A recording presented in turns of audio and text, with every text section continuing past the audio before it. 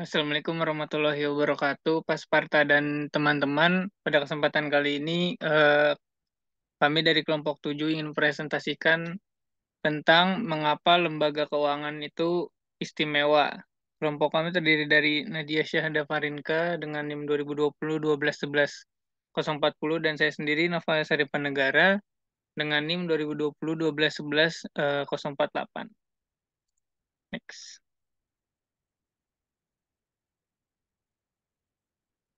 Sebelumnya ada introduce dulu atau perkenalan tentang lembaga keuangan. Selama 90 tahun terakhir, industri jasa keuangan telah mengalami siklus penuh. Awalnya, industri perbankan beroperasi sebagai industri layanan penuh, melakukan secara langsung atau tidak langsung semua layanan keuangan, seperti perbankan komersial, perbankan investasi, layanan investasi saham, penyedia asuransi, dan lain-lain. Pada awal tahun 1930-an, keruntuhan ekonomi dan industri mengakibatkan terpisahnya beberapa kegiatan tersebut. Pada 1970-an dan 1980-an, industri jasa keuangan baru yang relatif tidak diatur bermunculan seperti reksadana, dana perantara, dan lain-lain, yang memisahkan fungsi layanan keuangan lebih jauh. Memasuki abad ke-21, hambatan regulasi teknologi dan perubahan inovasi keuangan sedemikian rupa sehingga satu set lengkap layanan keuangan dapat kembali ditawarkan oleh satu perusahaan jasa keuangan di bawah payung perusahaan induk jasa keuangan. Contohnya itu misalnya perusahaan di Amerika Serikat, JP Morgan Chase, mengoperasikan bank komersial. JP Morgan Chase Bank ini berinvestasi melalui bank investasi JP Morgan Securities yang menjual reksadana dan perusahaan asuransi, JP Morgan Insurance Agency. Selama krisis keuangan 2008 sampai 2009 yang kita tahu yang disebut dengan subprime mortgage, perusahaan induk jasa keuangan ini membeli lembaga tabungan yaitu Washington Mutual dan beberapa bank investasi termasuk Bear Stearns. Tidak hanya batas antara sektor industri tradisional yang berubah, tetapi persaingan juga menjadi global. Misalnya, JP Morgan Chase ini adalah perusahaan induk jasa keuangan terbesar kelima di dunia yang beroperasi di 60 negara. Kemudian datanglah tahun 2000-an ketika Amerika Serikat dan dunia mengalami peruntuhan pasar keuangan yang kedua setelah yang dialami selama Great Depression. Krisis keuangan menghasilkan pembentukan kembali besar-besaran dari semua sektor lembaga keuangan atau financial institution dan berakhirnya lembaga keuangan besar, misalnya Bear Stearns dan Lehman Brothers. Hasilnya adalah seruan dari pemerintah Obama untuk kembali memisahkan kegiatan yang dilakukan oleh masing-masing lembaga keuangan. Next.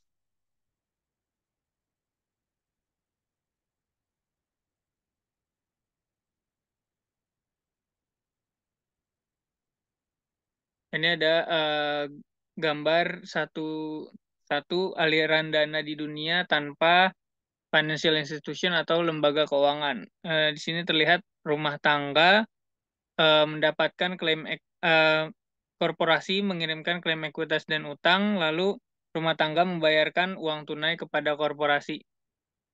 Seperti yang ditunjukkan pada gambar 1-1, di dunia seperti itu tabungan akan mengalir dari rumah tangga ke perusahaan. Sebagai imbalannya, klaim finansial atau ekuitas dan sekuritas utang akan mengalir dari korporasi ke penabung rumah tangga. Dalam perekonomian tanpa lembaga keuangan, tingkat aliran dana antara penabung rumah tangga dan sektor korporasi cenderung cukup rendah. Ada beberapa alasan untuk ini, yaitu begitu mereka meminjamkan uang ke perusahaan dengan membeli klaim keuangannya, rumah tangga kan perlu memantau atau memeriksa tindakan perusahaan itu. Mereka harus yakin bahwa manajemen perusahaannya itu bisa dipercaya atau tidak melarikan diri, menyanyiakan dana yang telah dia tabung untuk proyek apapun dengan nilai sekarang bersih yang rendah atau negatif. Tindakan pemantauan seperti itu biasanya sangat mahal untuk setiap rumah tangga tertentu karena memerlukan banyak waktu dan biaya untuk mengumpulkan informasi berkualitas tinggi yang cukup relatif terhadap ukuran investasi rata-rata penabung rumah tangga. Mengingat hal ini, kemungkinan besar setiap rumah tangga lebih memilih untuk menyerahkan pemantauan kepada orang lain. Pada akhirnya, sedikit atau tidak ada pemantauan yang dilakukan karena mahal. Kurangnya pemantauan yang dihasilkan akan mengurangi daya tarik dan meningkatkan resiko berinvestasi dalam hutang dan ekuitas perusahaan.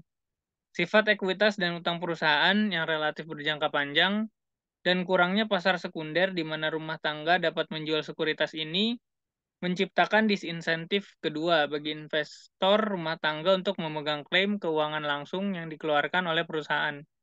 Secara khusus diberikan pilihan antara memegang uang tunai dan memegang sekuritas jangka panjang.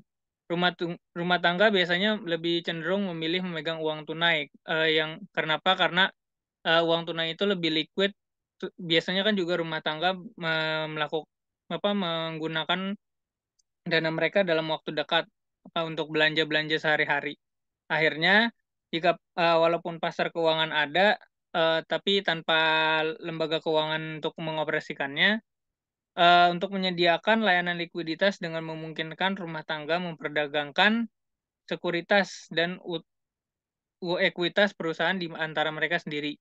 Investor juga menghadapi resiko harga penjualan sekuritas dan perdagangan sekuritas. Pasar sekunder melibatkan berbagai biaya transaksi. Artinya, harga di mana investor rumah tangga tersebut dapat menjual sekuritas di pasar sekunder seperti contohnya New York Stock Exchange atau NYSE mungkin berbeda dari harga awal yang mereka bayarkan untuk sekuritas tersebut. Next.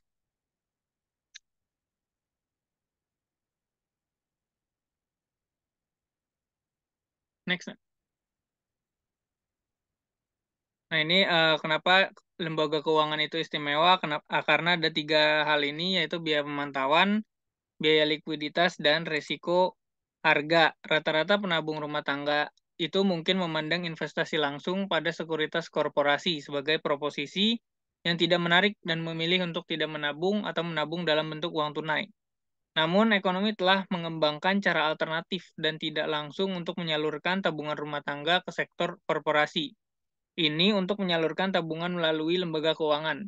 Karena biaya pemantauan, likuiditas, dan risiko harga, serta alasan lain yang akan jelaskan nanti, penabung seringkali lebih suka memegang klaim keuangan yang dikeluarkan oleh lembaga keuangan daripada yang dikeluarkan oleh korporasi karena tiga hal ini, biaya pemantauan, biaya likuiditas, dan risiko harga. Karena biaya pemantauannya udah pasti rendah, terus biayanya lebih liquid pasti, dan risiko harganya sudah pasti lebih tetap, tidak mungkin berubah-ubah.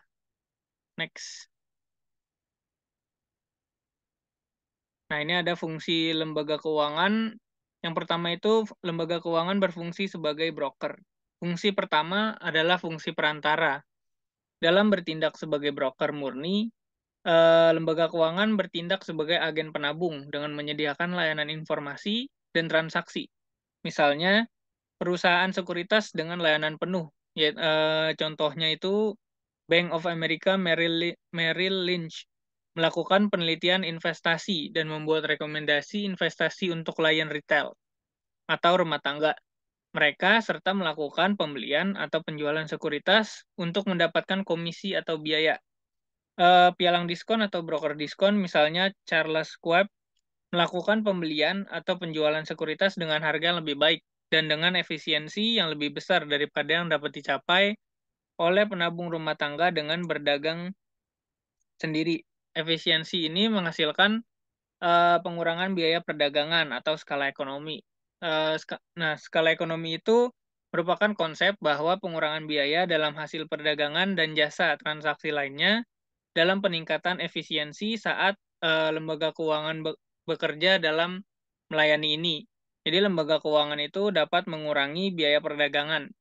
Demikian pula, pialang asuransi independen mengidentifikasi jenis polis asuransi terbaik yang dapat dibeli penabung rumah tangga agar sesuai dengan tabungan dan rencana pensiun mereka.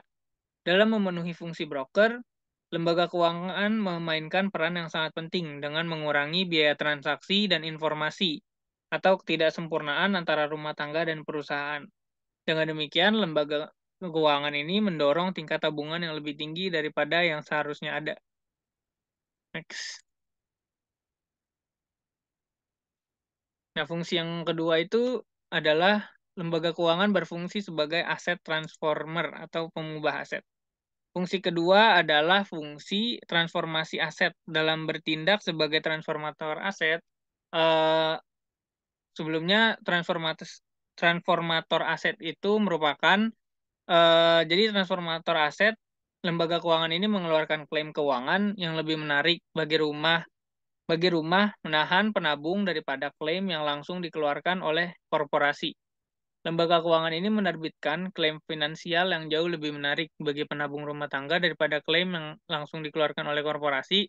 Artinya itu, bagi banyak rumah tangga, klaim finansial yang dikeluarkan oleh lembaga keuangan mendominasi klaim yang dikeluarkan langsung oleh korporasi sebagai akibat dari biaya pemantauan yang lebih rendah, biaya likuiditas yang lebih rendah, dan risiko harga yang lebih rendah.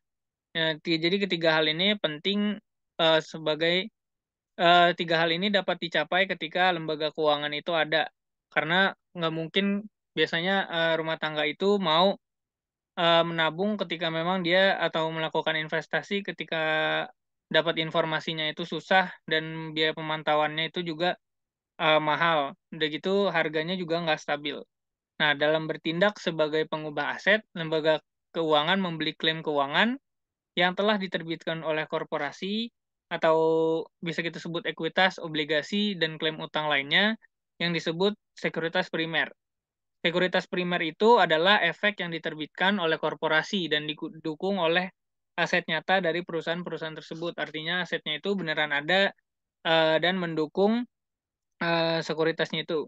Dan membiayai pembelian ini dengan menjual klaim keuangan kepada investor rumah tangga dan sektor lain berupa simpanan, polis asuransi, dan sebagainya. Klaim keuangan lembaga keuangan dapat dipertimbangkan surat berharga sekunder karena aset ini didukung oleh sekuritas utama yang diterbitkan oleh perusahaan komersial yang pada gilirannya berinvestasi dalam aset real. Secara khusus, lembaga keuangan adalah pihak pasar independen yang menciptakan produk keuangan yang nilai tambah bagi klien mereka adalah transformasi risiko keuangan. Bagaimana lembaga keuangan dapat membeli sekuritas langsung atau primer yang diterbitkan oleh korporasi dan secara menguntungkan mengubahnya menjadi sekuritas sekunder yang lebih menarik bagi penabung rumah tangga. Pertanyaan ini biasanya menyentuh inti dari apa yang membuat lembaga keuangan itu istimewa dan penting bagi perekonomian. Jawabannya terletak pada kemampuan lembaga keuangan untuk menyelesaikan tiga biaya yang dihadapi penabung yang memilih untuk berinvestasi langsung di sekuritas korporasi dengan lebih baik. Tiga biaya yang maksud itu tadi adalah itu biaya likuiditas, biaya pemantauan, dan resiko harga. Next. Nah, ini seperti yang udah dijelaskan tadi kalau misalnya aliran dana di dunia dengan lembaga keuangan. Next.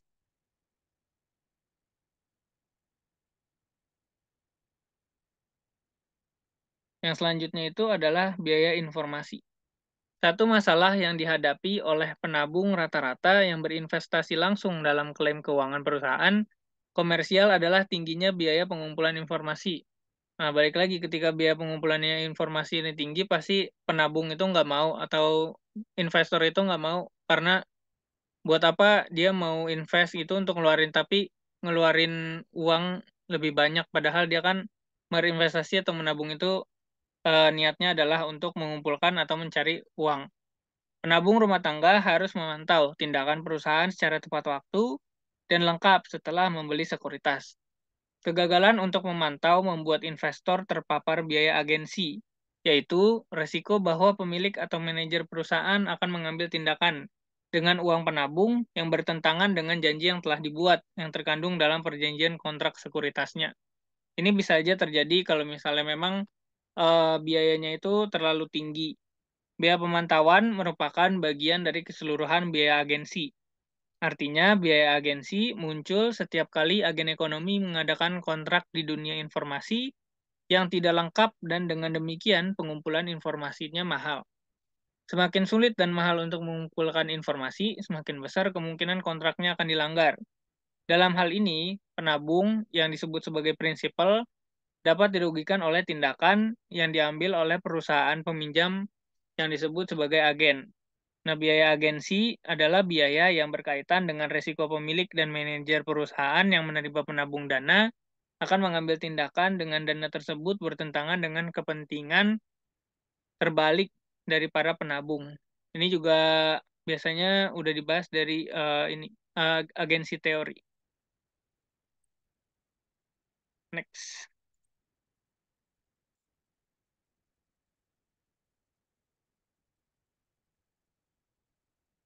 Selanjutnya itu ada peran lembaga keuangan sebagai delegated monitor.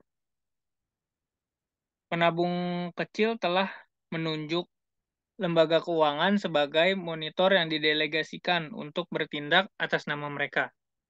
Lembaga keuangan tidak hanya memiliki insentif yang lebih besar untuk mengumpulkan informasi. Biaya rata-rata untuk mengumpulkan informasi juga lebih rendah. Misalnya, biaya bagi investor kecil untuk membeli laporan broker itu nilainya seharga USD 100. Mungkin terlihat sangat tinggi untuk investasinya yang 10.000 dolar.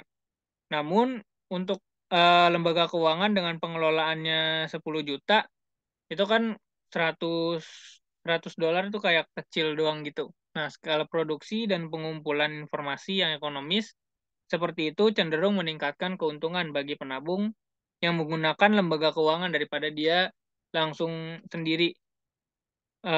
Salah satu solusi untuk masalah ini adalah sejumlah besar penabung kecil itu menempatkan dana mereka di satu lembaga keuangan. Nah, lembaga keuangan ini mengelompokkan dana bersama-sama dan berinvestasi dalam bentuk klaim keuangan langsung atau primer yang dikeluarkan oleh perusahaan. Nah, aglomerasi dana ini menyelesaikan sejumlah masalah. Lembaga keuangan besar sekarang juga memiliki insentif yang jauh lebih besar untuk mengumpulkan informasi dan memantau tindakan perusahaan karena memiliki jauh lebih banyak yang dipertaruhkan daripada rumah tangga kecil manapun. Next. Selanjutnya adalah peran lembaga keuangan atau financial institution sebagai penghasil informasi. Nah, terkait dengan insentif yang lebih besar tadi untuk memantau dan biaya yang terlibat jika gagal memantau dengan tepat, lembaga keuangan ini dapat mengembangkan sekuritas sekunder. Kalau tadi primer, sekarang sekunder. Baru yang memungkinkan mereka untuk memantau secara lebih efektif. Dengan demikian, menu kontrak yang lebih kaya dapat meningkatkan kemampuan pemantauan lembaga keuangan. Mungkin contoh klasiknya itu adalah pinjaman bank atau kredit. Pinjaman bank umumnya merupakan kontrak utang jangka pendek daripada kontrak obligasi. Sifat jangka pendek ini memungkinkan lembaga keuangan untuk melakukan pengawasan dan kontrol yang lebih besar terhadap peminjam. Nah, secara khusus, informasi yang dihasilkan oleh lembaga keuangan mengenai perusahaan sering diperbarui saat keputusan pembaruan pinjaman dibuat. Ketika kontrak pinjaman bank cukup berjangka pendek, bankir menjadi hampir seperti orang dalam bagi perusahaan sehubungan dengan informasi yang akrab dengan operasi dan kondisi keuangannya. Memang pemantauan yang lebih sering ini sering menggantikan kebutuhan akan perjanjian yang relatif tidak fleksibel dan sulit ditegakkan yang ditemukan dalam kontrak obligasi. Jadi, dengan bertindak sebagai pengawas yang didelegasikan oleh para penabung dan menghasilkan informasi yang lebih baik dan tepat waktu, lembaga keuangan ini mengurangi tingkat ketidaksempurnaan informasi atau asimetri informasi dan asimetri antara pemasok utama dan pengguna dalam ekonomi. Selain meningkatkan arus dan kualitas informasi, lembaga keuangan memberikan klaim finansial atau sekunder kepada rumah tangga dan penabung lainnya. Seringkali, klaim ini memiliki atribut likuiditas yang lebih unggul dibandingkan dengan sekuritas utama seperti ekuitas perusahaan dan obligasi. Misalnya itu adalah lembaga penyimpanan ini mengeluarkan kontrak transaksi rekening deposito dengan nilai pokok tetap dan seringkali biasanya suku bunganya itu terjamin yang dapat ditarik segera sesuai permintaan oleh penabung rumah tangga. Nah, reksadana pasar uang menerbitkan saham kepada penabung rumah tangga yang memungkinkan penabung tersebut menikmati kontrak pokok yang hampir tetap sementara seringkali mendapatkan tingkat bunga yang lebih tinggi daripada deposito bank. Bahkan, perusahaan asuransi jiwa mengizinkan pemegang polis untuk meminjam polis mereka yang dipegang oleh perusahaan dalam waktu yang sangat singkat. Nah, sebenarnya teka-tekinya itu adalah bagaimana lembaga keuangan seperti lembaga penyimpanan dapat menawarkan kontrak yang sangat liquid dan beresiko harga rendah kepada penabung di sisi liabilitas neraca mereka.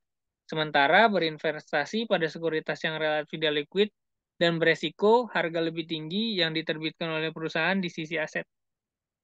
Nah, jawaban atas pertanyaan tersebut terletak pada kemampuan lembaga keuangan untuk diversifikasi menghilangkan beberapa, tetapi tidak semua portofolio mereka. Next. Nah, ini ada risiko likuiditas dan harga. Selain meningkatkan arus dan kualitas informasi, lembaga keuangan memberikan klaim finansial atau sekunder kepada rumah tangga dan penabung lainnya. Seringkali klaim ini memiliki atribut likuiditas yang lebih unggul dibandingkan dengan sekuritas utama seperti ekuitas perusahaan dan obligasi. Nah, kemampuan lembaga keuangan untuk diversifikasi ini menghilangkan beberapa, tetapi tidak semua resiko portofolio mereka. Konsep diversifikasi ini pasti sudah akrab bagi kemungkinan banyak orang, terutama orang misalnya keuangan atau akuntansi. Jadi pada dasarnya selama pengembalian investasi yang berbeda tidak sempurna positif berkorelasi dengan mengeksploitasi manfaat ukuran, lembaga keuangan itu mendiversifikasi sejumlah besar risiko portofolio, khususnya risiko yang spesifik untuk masing-masing perusahaan yang menerbitkan sekuritas tertentu.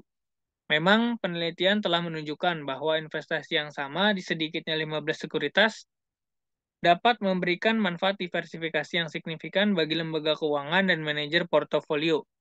Selanjutnya, karena jumlah sekuritas dalam portofolio aset lembaga keuangan meningkat melebihi 15 sekuritas, resiko portofolio turun meskipun pada tingkat yang menurun. Apa yang sebenarnya terjadi di sini adalah bahwa lembaga keuangan mengeksploitasi hukum jumlah besar dalam investasi mereka, mencapai jumlah diversifikasi yang signifikan. Sedangkan karena ukuran yang kecil, banyak penabung rumah tangga terpaksa memegang portofolio yang relatif tidak diversifikasi. Nah, diversifikasi risiko ini memungkinkan lembaga keuangan memprediksi pengembalian yang diharapkan atas portofolio asetnya dengan lebih akurat. Lembaga keuangan yang terdiversifikasi secara domestik dan global mungkin dapat menghasilkan pengembalian yang hampir bebas risiko atas asetnya. Akibatnya, secara kredibel dapat memenuhi janjinya kepada rumah tangga untuk memasok klaim yang sangat liquid dengan sedikit risiko harga atau nilai modal. Contohnya itu dari hal ini adalah kemampuan bank untuk menawarkan giro yang sangat liquid dengan nilai pokok tetap sebagai liabilitas. Sementara pada saat yang sama berinvestasi dalam pinjaman berisiko sebagai aset, selama lembaga keuangan cukup besar untuk memperoleh keuntungan dari diversifikasi dan pemantauan, klaim keuangannya cenderung dipandang liquid dan menarik bagi penabung kecil dibandingkan dengan investasi langsung di pasar modal. Next.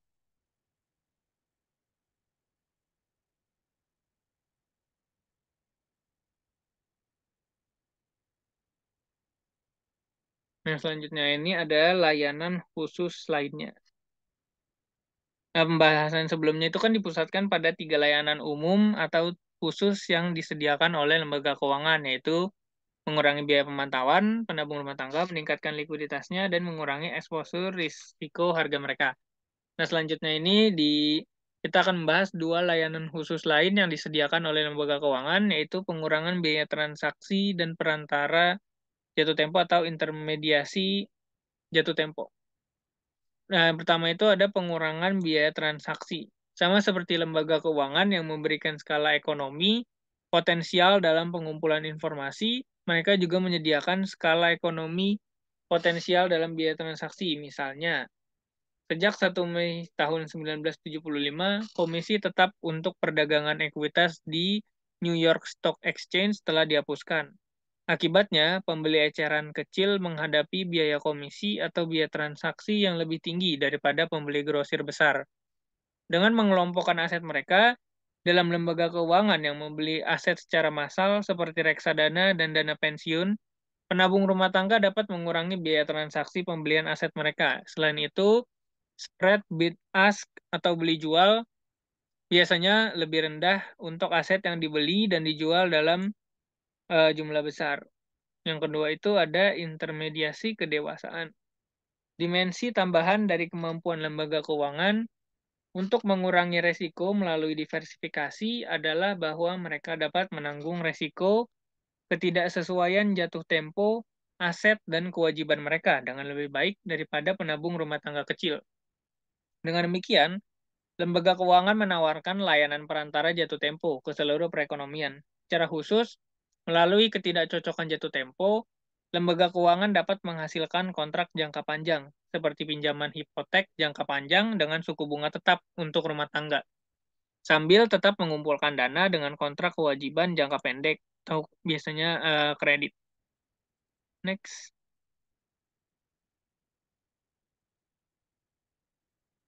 Nah, selanjutnya ini ada other aspect of specialness atau aspek lain dari eh, kespesialan.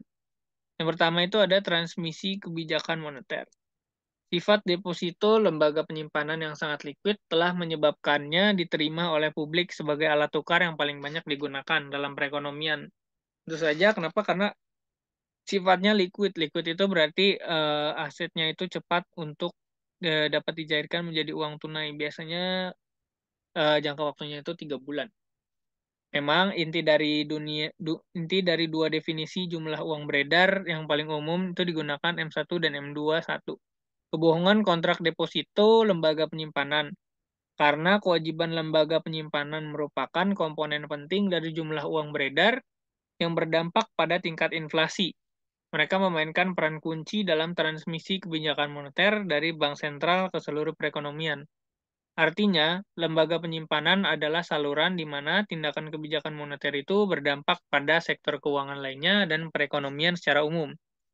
Memang alasan utama Amerika Serikat dan pemerintah dunia itu menyelamatkan banyak lembaga penyimpanan dan meningkatkan batas asuransi simpanan dari 100.000 US dollar menjadi 250.000 US dollar per orang per bank selama krisis keuangan adalah tujuannya itu supaya bank sentral dapat menerapkan tindakan kebijakan moneter yang agresif untuk memerangi pasar keuangan yang ambruk. Nah, tindakan kebijakan moneter termasuk operasi pasar terbuka, pembelian dan penjualan sekuritas di pasar sekuritas Treasury AS, menetapkan tingkat diskonto atau tarif yang dikenakan pada pinjaman pemberi pinjaman terakhir dari The Fed atau Federal Reserve atau Bank Sentral di Amerika Serikat, dan menetapkan persyaratan cadangan jumlah minimum lembaga penyimpanan aset cadangan harus menahan simpanan yang disimpan sebagai kewajiban di neraca mereka. Yang kedua itu ada alokasi kredit. Alasan lebih lanjut, lembaga keuangan sering dianggap istimewa adalah karena lembaga keuangan merupakan sumber utama dan kadang-kadang satu-satunya sumber pembiayaan untuk sektor ekonomi tertentu yang telah diidentifikasi sebelumnya membutuhkan pembiayaan khusus. Pembuat kebijakan di Amerika Serikat dan sejumlah negara lain seperti Inggris telah mengidentifikasi real estate itu merupakan perumahan karena membutuhkan subsidi khusus. Hal ini telah meningkatkan keistimewaan lembaga keuangan yang paling sering melayani kebutuhan sektor tersebut.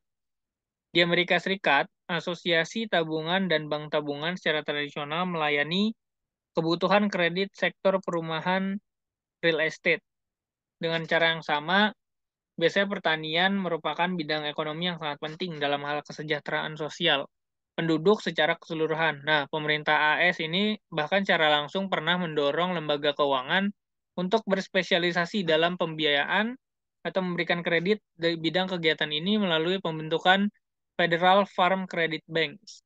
Penyediaan kredit ini untuk membuat rumah lebih terjangkau atau pertanian lebih layak mengarah ke masyarakat yang lebih stabil dan produktif. Selanjutnya akan dijelaskan oleh Nadia Syahda.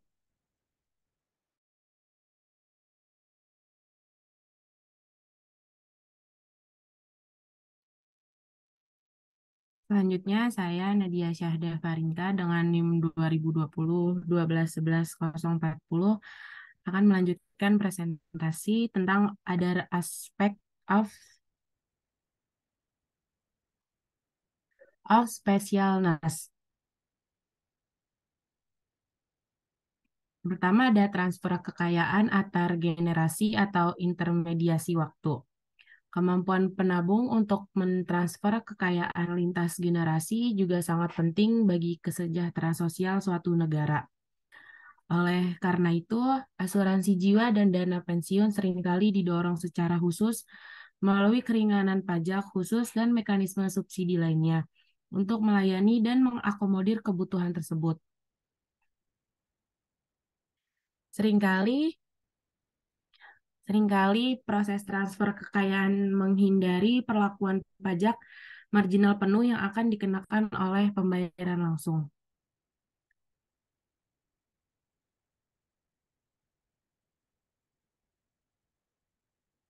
Selanjutnya yang kedua ada layanan pembayaran, yaitu lembaga penyimpanan istimewa karena efisiensi yang mereka berikan layanan pembayaran secara langsung menguntungkan perekonomian. Dua layanan pembayaran penting adalah layanan clearing check dan transfer kawat. Misalnya itu pada hari tertentu pembayaran senilai triliun dolar dilakukan melalui Fedwire dan CHIPS, dua jaringan kawat pembayaran grosir besar di Amerika Serikat. Yang ketiga ada intermediasi denominasi. Baik pasar uang maupun reksadana utang ekuitas adalah istimewa karena menyediakan layanan yang berkaitan dengan intermediasi denominasi. Karena mereka dijual dalam denominasi yang sangat besar, banyak aset berada di luar jangkauan penabung individu atau akan mengakibatkan penabung memiliki portofolio aset yang sangat tidak terdiverifikasi.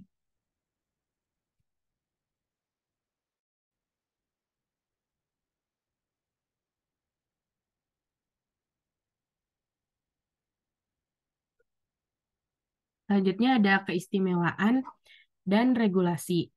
Eksternalitas negatif mempengaruhi perusahaan dan rumah tangga ketika ada yang tidak beres di sektor ekonomi membuat alasan untuk regulasi. Artinya itu, LK diatur untuk melindungi dari gangguan dalam penyediaan layanan yang dibahas sebelumnya dan biaya yang akan dikenakan pada ekonomi dan masyarakat pada umumnya.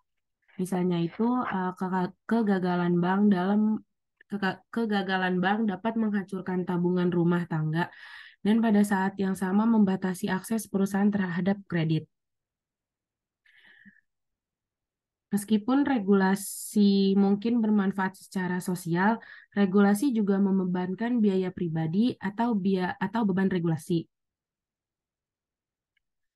pada pemilik dan manajer LK individual. Misalnya itu peraturan melarang bank komersial memberikan pinjaman kepada peminjam individu yang melebihi lebih dari 15% dari modal ekuitas mereka, meskipun pinjaman mungkin memiliki nilai sekarang bersih yang positif bagi bank.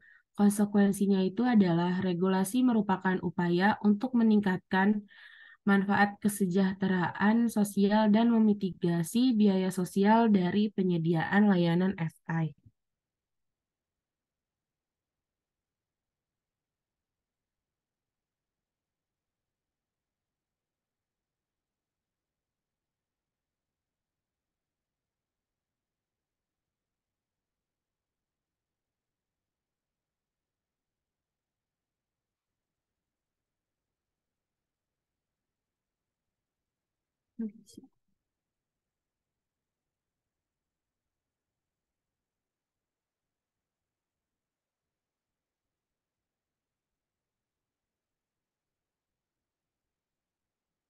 Selanjutnya, aturan pertama adalah persyaratan yang mendorong LK untuk mendiversifikasi aset mereka.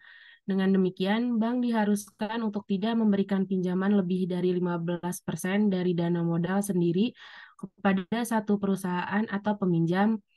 Sebuah bank yang 10% asetnya dibiayai oleh dana modalnya sendiri dan karenanya 90% oleh deposito dapat meminjamkan tidak lebih dari 1,5% asetnya kepada satu pihak. Yang kedua, lapisan perlindungan kedua berkaitan dengan tingkat modal minimum atau dana ekuitas yang dibutuhkan oleh pemilik LK untuk mendanai operasinya.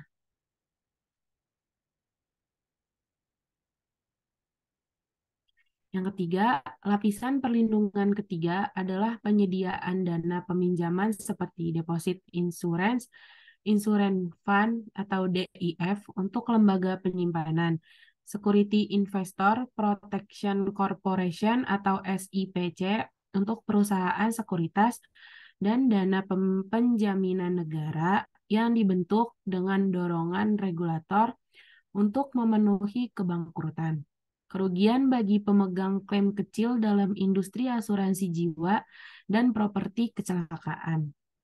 Yang keempat, lapisan keempat regulasi adalah pemantauan dan pengawasan itu sendiri. Regulator mewajibkan semua LK, baik bank, perusahaan sekuritas, atau perusahaan asuransi untuk berbagai tingkat pemantauan dan pengawasan. Ini melibatkan pemeriksaan di tempat serta pembuatan laporan dan laporan akuntansi oleh LK secara tepat waktu untuk evaluasi di luar tempat.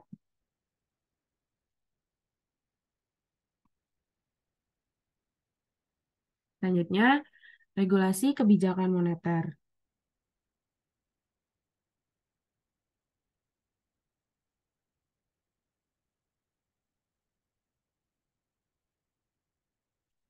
Motivasi lain untuk regulasi menyangkut peran khusus yang dimainkan bank dalam transmisi kebijakan moneter dari Federal Reserve atau Bank Sentral ke seluruh perekonomian. Masalahnya itu adalah bahwa bank sentral secara langsung hanya mengontrol jumlah uang kertas dan koin dalam ekonomi disebut uang luar, sedangkan sebagian besar jumlah uang beredar terdiri dari deposito disebut uang dalam. Selanjutnya, peraturan alokasi kredit. Regulasi alokasi kredit pendukung penjaminan FI untuk sektor-sektor yang penting secara sosial seperti perumahan dan pertanian. Peraturan ini mungkin mengharuskan FI untuk memiliki jumlah minimum aset di satu sektor ekonomi tertentu atau menetapkan suku bunga, harga, atau biaya maksimum untuk mensubsidi sektor tertentu.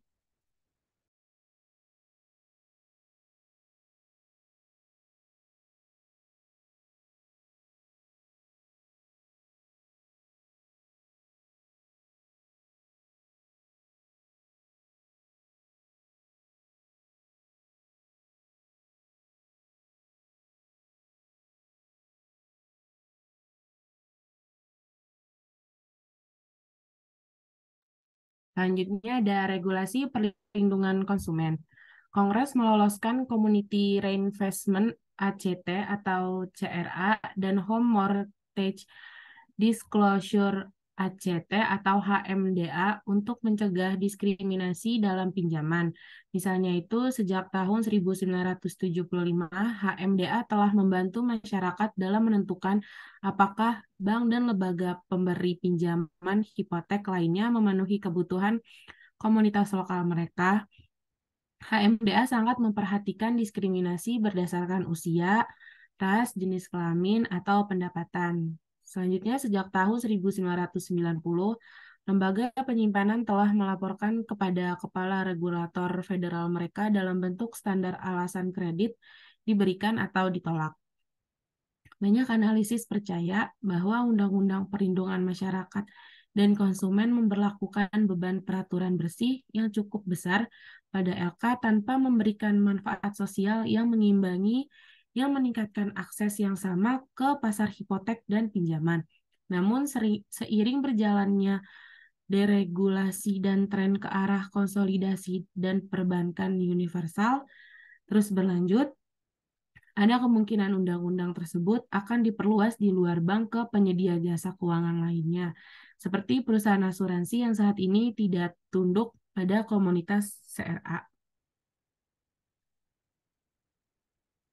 Persyaratan pinjaman memang Biro Perlindungan Keuangan Konsumen baru untuk melindungi konsumen di seluruh sektor keuangan dari praktik yang tidak adil, menipu, dan kasar adalah bagian dari reformasi Wall Street dan UU Perlindungan Konsumen yang disahkan oleh Kongres AS pada tahun 2010. Selanjutnya, reformasi kartu kredit baru tagihan. Efektif pada tahun 2010, menempatkan pembatasan yang belum pernah terjadi sebelumnya pada tindakan yang mungkin dilakukan oleh semua penerbit kartu kredit terhadap pemegang kartu kredit. Termasuk dalam RUU itu adalah batasan kenaikan suku bunga yang diperbolehkan selama tahun pertama, batasan biaya dan denda yang mungkin dikenakan oleh perusahaan kartu kredit, pelindungan terhadap kenaikan suku bunga yang sewenang-wenang, ketentuan yang memberi pemegang kartu kredit waktu yang cukup untuk membayar tagihan mereka, dan penghapusan default universal atau praktik di mana penerbit itu akan menaikkan suku bunga pada rekening pelanggan akibat tindakan pada rekening lain. Misalnya itu melewatkan pembayaran tagihan utilitas akan mengakibatkan kenaikan tarif kartu kredit.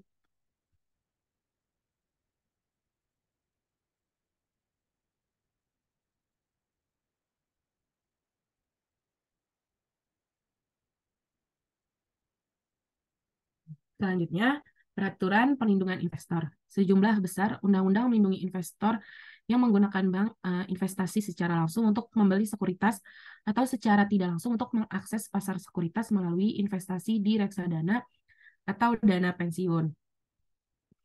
Berbagai undang-undang melindungi investor dari penyalahgunaan, seperti perdagangan orang dalam, kurangnya pengungkapan, penyimpangan langsung, dan pelanggaran tanggung jawab fidusia.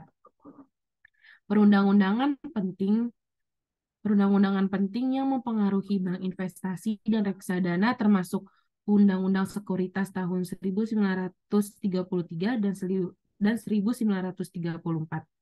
Undang-Undang Perusahaan Investasi tahun 1940 dan Undang-Undang Reformasi Wall Street dan Perlindungan Konsumen tahun 2010. Seperti halnya kepatuhan terhadap undang-undang ini dapat menyebabkan kerugian bersih beban peraturan pada LK. Selanjutnya ada peraturan masuk. Masuk dan kegiatan LK juga diatur. Misalnya itu peraturan pencharteran bank yang baru. Meningkatkan atau menurunkan biaya masuk ke sektor keuangan mempengaruhi profitabilitas perusahaan yang sudah bersaing di industri itu. Dengan demikian, industri yang sangat terlindungi dari pendatang baru dengan biaya langsung yang tinggi, misalnya itu melalui ekuitas atau kontribusi modal yang diperlukan, dan biaya tidak langsung yang tinggi. Contohnya itu dengan membatasi individu yang dapat mendirikan LK untuk masuk menghasilkan keuntungan yang lebih besar bagi perusahaan yang ada daripada perusahaan yang masuk relatif mudah. Selain itu, peraturan seperti UU Modernisasi Jasa Keuangan tahun 1999 menentukan ruang lingkup kegiatan yang diizinkan berdasarkan piagam tertentu. Semakin luas rangkaian kegiatan jasa keuangan yang diizinkan berdasarkan suatu piagam tertentu, semakin berharga juga piagam tersebut. Nilai piagam FI dan ukuran beban peraturan bersihnya. Selanjutnya ada dinamika keistimewaan yang berubah. Perubahan peraturan dapat menambah atau mengurangi beban peraturan bersih yang dihadapi dalam penyediaan jasa keuangan di area tertentu.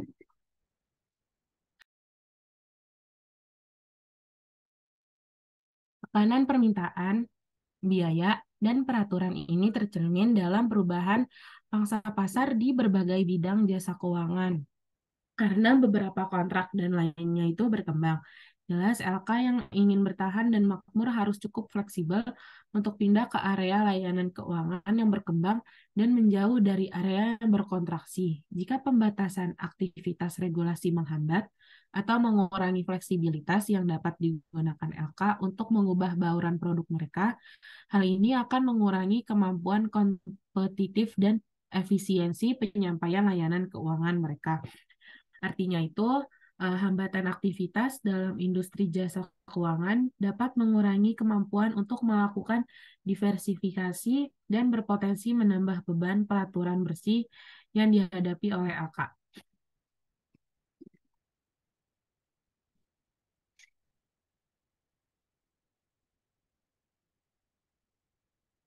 Selanjutnya ada tren di Amerika Serikat. Sejumlah tren penting terbukti. Yang paling nyata adalah penurunan total pangsa lembaga penyimpanan sejak Perang Dunia Kedua. Secara khusus, pangsa bank komersial menurun dari 54,5 menjadi 35,8% antara tahun 1948 dan 2015. Sementara pangsa penghematan atau bank tabungan, asosiasi tabungan, dan serikat kredit turun dari 12,0 menjadi 6,7% selama periode yang sama. Dengan demikian, layanan yang disediakan oleh lembaga penyimpanan atau layanan pembayaran, layanan biaya transaksi, biaya informasi menjadi relatif kurang signifikan secara porsi dari semua layanan yang disediakan oleh LK. Demikian pula, perusahaan asuransi juga mengalami penurunan saham sekuler dari 26,0 menjadi 15,0%. Kecenderungan peningkatan yang paling dramatis itu adalah peningkatan pangsa perusahaan investasi atau reksadana dan reksadana pasar uang. Meningkatkan pangsa mereka dari 0,3 menjadi 22,6% antara tahun 1948 dan 2015. Perusahaan investasi berbeda dari bank dan perusahaan asuransi karena mereka itu memberikan akses yang lebih murah kepada penabung ke pasar sekuritas langsung. Mereka melakukannya dengan mengeksploitasi keunggulan komparatif dari ukuran dan diversifikasi dengan transformasi klaim keuangan, seperti transformasi jatuh tempo menjadi perhatian yang lebih kecil.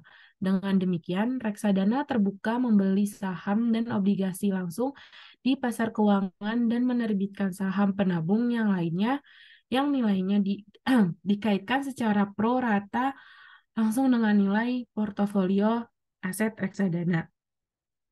Demikian pula, reksadana pasar uang berinvestasi dalam aset keuangan jangka pendek seperti surat berharga komersial, CD, dan treasury bills dan menerbitkan saham yang terkait langsung dengan nilai portofolio yang mendasarinya. Sejauh dana ini terdiversifikasi secara efisien. Mereka juga menawarkan perlindungan risiko, harga, dan layanan likuiditas. Selanjutnya ada bangkitnya perusahaan induk jasa keuangan. Menyadari tren berubah ini, Kongres Amerika Serikat mengesahkan Undang-Undang Modernisasi Layanan Keuangan atau FSM yang mencabut penghalang Glass-Steagall tahun 1933 antara perbankan komersial, asuransi, dan perbankan investasi. Undang-undang tersebut yang dipromosikan sebagai perubahan terbesar dalam peraturan lembaga keuangan dalam 70 tahun, memungkinkan terciptanya perusahaan induk jasa keuangan yang dapat terlihat dalam kegiatan perbankan, kegiatan asuransi, dan kegiatan sekuritas.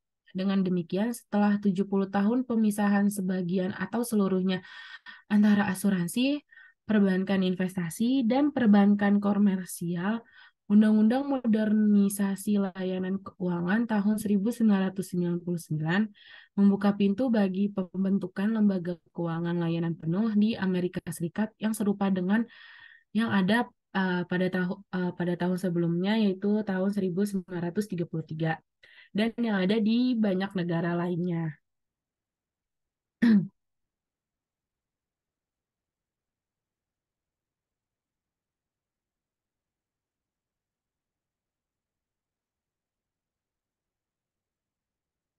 Selanjutnya ada pergeseran dari pengukuran risiko dan manajemen dan krisis keuangan.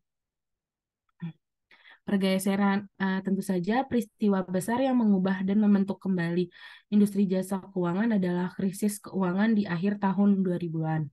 Saat LK menyesuaikan diri dengan perubahan peraturan yang ditimbulkan oleh Undang-Undang FSM, salah satu hasilnya adalah peningkatan dramatis dalam risiko sistem keuangan yang sebagian besar disebabkan oleh pergeseran model perbankan dari model berasal dan bertahan menjadi berasal untuk mendistribusikan.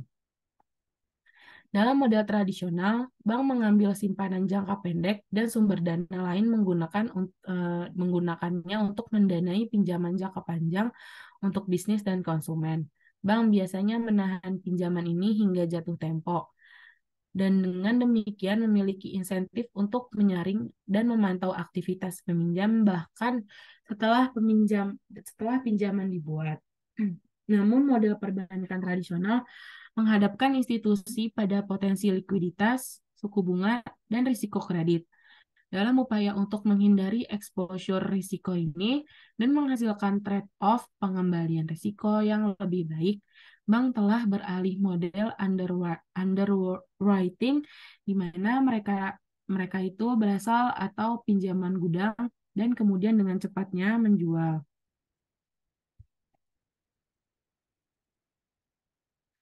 Uh,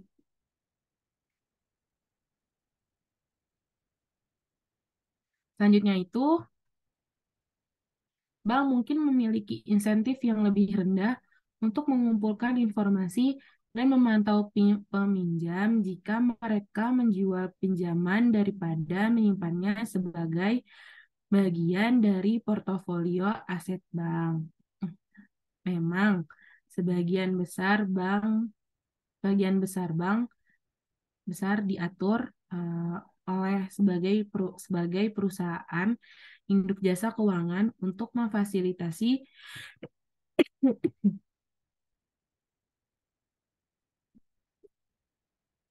maaf Pak, kegiatan baru-baru ini aktivitas bank bayangan perusahaan jasa non-keuangan yang melakukan layanan perbankan telah memfasilitasi perubahan dari model perbankan komersial asal dan simpan menjadi model perbankan asal dan distribusi.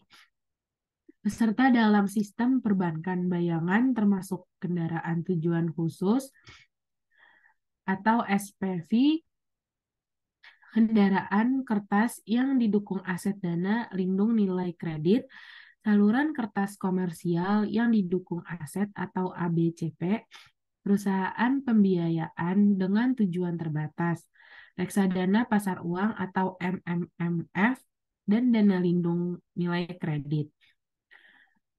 Dalam sistem shadow banking, penabung menempatkan dananya di reksa pasar uang dan dana serupa.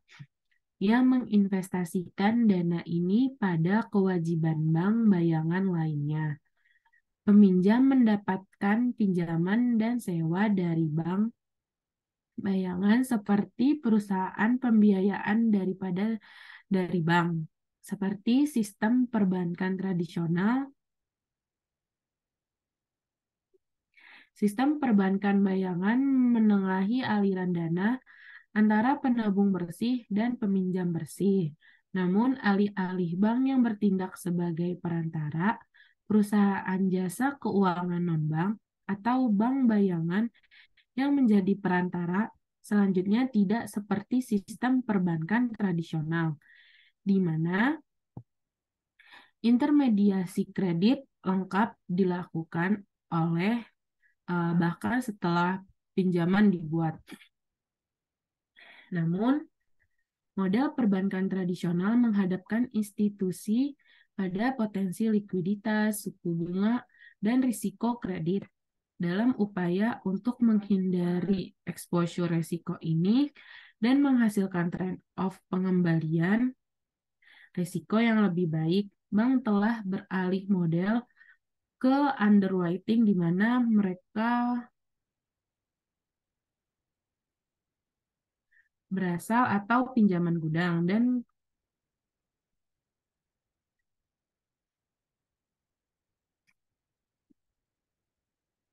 jika perdagangan pinjaman, pasar sekunder menghasilkan informasi yang dapat menggantikan informasi dan pemantauan bank. Selanjutnya, bank mungkin memiliki insentif yang lebih rendah untuk mengumpulkan informasi dan memantau peminjam jika mereka menjual pinjaman daripada menyimpannya sebagai bagian dari portofolio aset bank.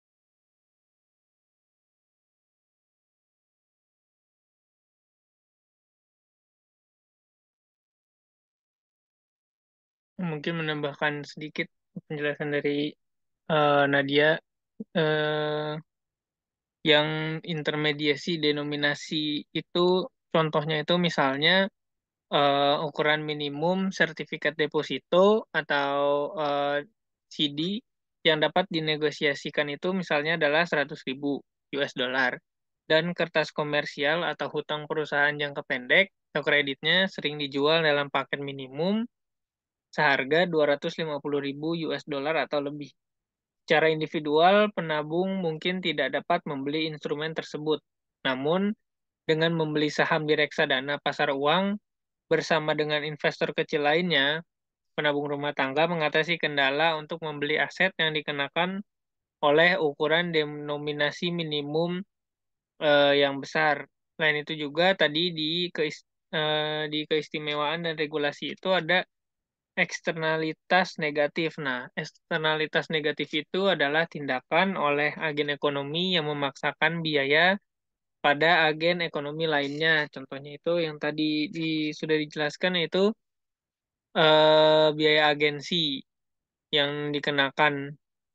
Jadi itu dapat mempengaruhi perusahaan dan rumah tangga ketika ada yang tidak beres di sektor lembaga keuangan ekonominya. Makanya dibuat juga regulasinya.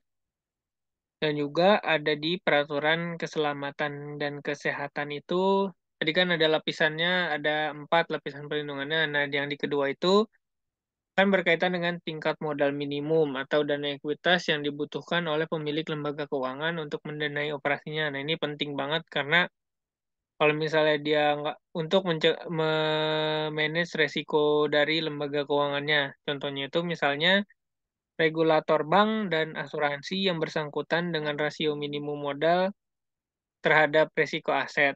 Nah, semakin tinggi proporsi modal yang disumbangkan oleh pemilik, semakin besar perlindungan terhadap risiko kebangkrutannya bagi pemegang klaim tanggung jawab luar seperti deposan atau yang melakukan deposito dan pemegang polis asuransi. Ini karena kerugian pada portofolio aset, misalnya kurangnya diversifikasi secara hukum, ditanggung oleh pemegang ekuitas terlebih dahulu dan hanya setelah ekuitas dihapus total oleh pemegang kewajiban luar. Misalnya itu contohnya pada tahun 2008 kegagalan yang nyaris terjadi dan pembelian berikutnya oleh JP Morgan Chase tahun 2008. Dari Washington Mutual meninggalkan pemegang saham Washington Mutual dengan sangat sedikit. Akibatnya dengan memvariasikan tingkat modal ekuitas yang disyaratkan regulator lembaga keuangan dapat secara langsung mempengaruhi tingkat exposure resiko yang dihadapi pemegang klaim non-ekuitas di lembaga keuangan. Nah, memang bagian dari program TARP 2008-9 yang disetujui oleh AS Kongres pada bulan Oktober 2008 sebagai tanggapan pertama terhadap krisis keuangan adalah program pembelian modal atau CPP. Tujuan dari CPP ini adalah mendorong lembaga keuangan AS untuk membangun modal guna meningkatkan aliran pembiayaan ke bisnis dan konsumen AS serta mendukung perekonomian AS. Nah, selanjutnya regulator itu bertindak cepat juga memastikan memiliki modal yang cukup untuk menahan kerugian besar selama krisis keuangan. Akhirnya pada akhir 2 Februari 2009, pemerintahan Obama mengumumkan bahwa mereka akan melakukan pressure test atau tes tekanan terhadap 19 lembaga keuangan AS terbesar yang akan mengukur kemampuan untuk menahan kemerosotan ekonomi yang berkepanjangan. Tingkat pengangguran pada saat itu di atas 10% dan harga rumah turun lagi 25%. Hasil pressure test menunjukkan bahwa 10 dari 19 perlu mengumpulkan modal sebesar 74,6 miliar US dollar dalam sebulan sejak tanggal 7 Mei 2009. Rilis telah mengumpulkan modal 149,45 miliar US dollar. Mungkin itu yang dapat saya tambahkan. Kurang lebihnya mohon maaf. Wassalamualaikum warahmatullahi wabarakatuh.